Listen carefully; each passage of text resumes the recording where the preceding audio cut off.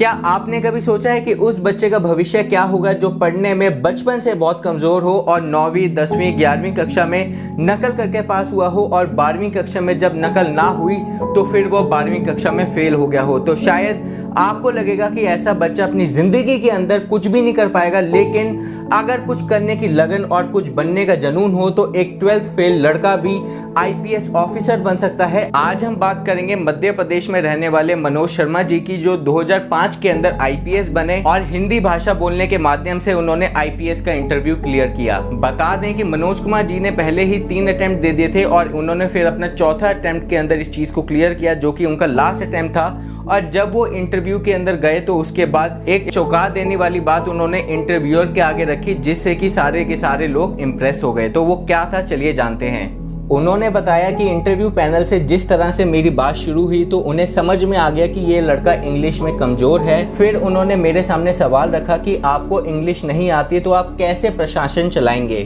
तभी उनमें से बैठे एक मेंबर ने मुझे बोला कि आप पानी पी लीजिए, और फिर उन्होंने इस चीज़ का जवाब देते हुए बोला कि मैं ये पानी नहीं पीऊंगा, ये पानी कांच के गिलास में है और मैं स्टील के गिलास में ही पानी पीता हूँ। और फिर ये सुन के इंटरव्यू बोर्ड के अध्यक्ष थोड़े नाराज तो हुए ही और बोले ये क्या बकवास है, और बोला कि कांच के गिलास में पानी होने से आप पानी नहीं पिएंगे। तो फिर मनोज कुमार जी ने इस चीज़ का जवाब देते हुए बोला कि मैं सर यही तो बोल रहा हूँ कि पानी महत्वपूर्ण है या फिर गिलास महत्वपूर्ण है। और फिर मनोज जी ये बताने में सफल हुए कि भाषा महत्वपूर्ण नहीं है, काम महत्वपूर्ण है। और अगर किसी बंदे के अंदर काम करने की लगन है तो आप उस व्यक्ति को लैंग्वेज के बेसिस के ऊपर जज नहीं कर सकते। और फिर ये सुन के इंटरव्यू बोर्ड के अंदर जितने भी अध्यक्ष बैठे थे वो इम्प्रेस हुए। और साथ ही साथ अभी हाल फिलहाल के अंदर मनोज कुमार जी ने अपनी एक बुक भी लिखी है जिसका नाम है 12th फेल, और वो करेंटली अभी पोस्टेड है as additional commissioner Mumbai region के अंदर। तो चलिए ये बात रही मनोज कुमार जी की, लेकिन इस चीज़ के अंदर आप भी समझिए कि अगर ब्रिटिशर्स हमारे इंडिया के अंदर आए तभी तो हम सारे इंग्लिश बोलने लगे। अगर बाई चांस अगर मान लो कि इंडिया ब्रिटिशर्स के ऊपर राज करता है हिस्ट्री के अंदर,